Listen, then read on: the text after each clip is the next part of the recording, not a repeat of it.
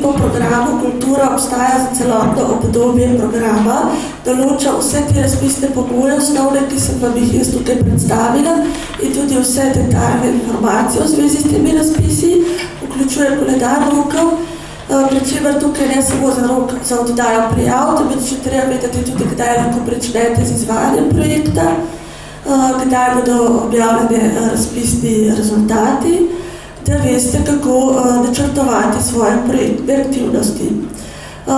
Razpisna dokumentacija vključuje tudi navodila za izpolnjevanje prijav, ki ta navodila so objavljena pri vsakem razpisnem roku posebej, in pa tehnična navodila za izpolnjevanje elektronskega obrazca so na voljo že na naši spletni strani. Gre pa za to, da razpisna dokumentacija se oddaja v 2 delih, v elektronski obliki do 12. ure na dan roka za oddajo prijav in pa do 24 ure na dan roka je treba oddati še dodatno gradivo, ki se zahteva za posamezni razpis. Izborni postopek traja od 4 do 6 mesecev. Najprej, ko vi oddate prijave v Bruselj, se prijave odprejo, preverijo, ali ste tehnično izpolnili vse pogoje in ali ste oddali na obroku. Nato se te prijave ocenjujejo po vsebinski plati. Po vsebinski plati prijave ocenjujeta 2 strokovnjaka z področja, na katerem ste prijavili projekt. Te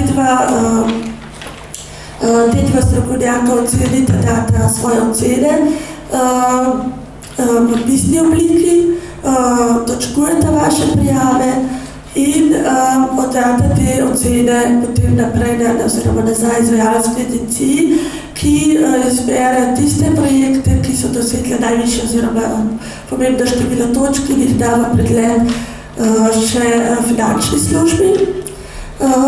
Ko te 2 službi pregledata projekte, se naredijo predlogi za izbor.